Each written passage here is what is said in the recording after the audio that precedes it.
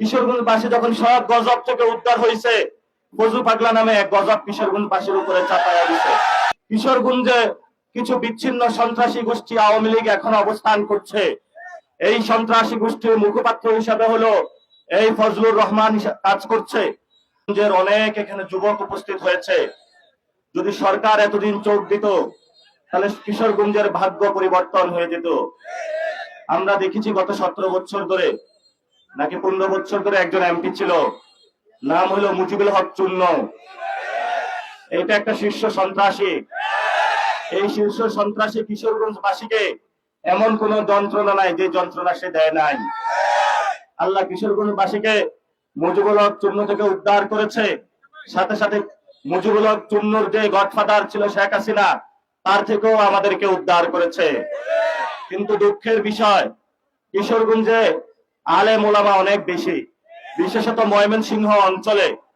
এই ময়মনসিংহে পুরা বাংলাদেশে যদি বলা হয় কোন বিভাগে আলেমদের সবচেয়ে ক্ষমতা বেশি, তাহলে সর্বপ্রথম যেই জেলাটি আসবে, বিভাগটি আসবে, জেলা হলো কিশোরগঞ্জ আর বিভাগ হলো ময়মনসিংহ। এটা আলহামদুলিল্লাহ পড়বেন আপনারে। যেখানে আলেমরা থাকে ওইখানে গজব কম আসে। কিন্তু তারেক রহমান কিশোরগঞ্জবাসী যখন সব গজব থেকে উদ্ধার হয়েছে, ফজু পাগলা নামে এক গজব কিশোরগঞ্জবাসীর উপরে চাপায়া দিছে। এই কিশোরগঞ্জে কিছু বিচ্ছিন্ন সন্ত্রাসী গোষ্ঠী আওয়ামী লীগ এখন অবস্থান করছে। এই সন্ত্রাসী গোষ্ঠীর মুখপাত্র হিসাবে হলো এই ফজলুর রহমান কাজ করছে। আমরা সরকারকে আহ্বান জানাবো, প্রিয় তারেক রহমান, কিশোরগঞ্জবাসীকে উদ্ধার করেন এই শীর্ষ মুজিব সন্ত্রাসী ফজলুর রহমান থেকে। এই সন্ত্রাসীর জ্বালায় কিশোরগঞ্জবাসী অতিষ্ঠ। কিশোরগঞ্জবাসীর মান মর্যাদা চলে যাচ্ছে। ওনারা তাকে রিজেক্ট করতে চায়। আপনি অন্য কাউকে দেন, তবে ফজু পাগলা থেকে কিশোরগঞ্জবাসীকে উদ্ধার করেন। প্রিয় কিশোরগঞ্জবাসী, আপনাদের পিছনে মনে হয় একটা মুজিবের মূর্তি ছিল।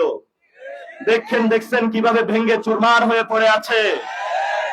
বাংলাদেশে এখনো অনেক মুজিব প্রেমী টকশো আছে, মিডিয়া ব্যক্তিত্ব আছে। তারা স্বপ্ন দেখে ডিসেম্বরে নাকি তাদের আপা আসবে। আপা কই আসবে? আপা তো হেলিকপ্টার লইয়া চলে গেছে। বাংলাদেশে আর কোনো জায়গা নাই আপা আসার। যেখানে আপা নামবে সেখানে আপার ফাঁসি বাস্তবায়ন করবে জনতা ধরে। হাজার জায়গায় বাংলাদেশের ফাঁসির মঞ্চ প্রস্তুত আছে। আর বাংলাদেশে মোটামুটি সব জায়গায় আমরা গরু পালি। গরুর দড়িগুলা অনেক লম্বা লম্বা শক্ত আছে। এই দড়িগুলা শেখ হাসিনার জন্য প্রস্তুত আছে। যেখানেই নামবে সাথে সাথে বাংলাদেশে তার ফাঁসি বাস্তবায়ন করা হবে। এক সেকেন্ডও আমরা দেরি করব না। আপনাদের অনেক সংসদ সদস্য, আল্লাহ আমাকে আর মামুনুল হককে, সার্জিস আলমকে ভাগ্য দেয় নাই তাদের সাথে বসার জন্য। আমরা বলবো সংসদে একটা নিয়ম হয়েছে যে বাংলাদেশে হলো মাদকের চোরাচালান বন্ধ করবে এবং যারা এটার সাথে জড়িত হবে তাদের মৃত্যুদণ্ড দেওয়া হবে। 2 দিন পরেই যেই ব্যক্তিটা নিয়মটা নিয়ে আসলো, সালাউদ্দিন সাহেব, উনার মন্ত্রণালয়ের গাড়িতে গুলো ইয়াবার চোলার নড়াচড়া দিচ্ছে। কাণ্ড কারখানাহীন বাংলাদেশ। আমরা সরকারের কাছে একটা আহ্বান জানাবো, বাংলাদেশ মাদকে ছেয়ে গিয়েছে। একটা সময় চায়না আফিম যুদ্ধ হয়েছিল। ব্রিটিশরা চায়না দখল করতে আসছে। চায়নার ইয়াং জেনারেশন শক্তিশালী ভাবে ব্রিটিশদেরকে প্রতিহত করেছে। তারপরে ব্রিটিশরা চিন্তা করলো চায়নার সাথে তো যুদ্ধ করে পারবো না, এই তরুণ প্রজন্মকে নষ্ট করে দিতে হবে। তারপরে তারা হংকং ম্যাকাও দিয়ে মাদকের রুট বানাইলো। বানানোর পরে কয়েকদিন পরে দেখে যিনি ওই সময়কার চায়নার তৎকালীন শাসক ছিলেন যে যুদ্ধে কেউ যাইতেছে না,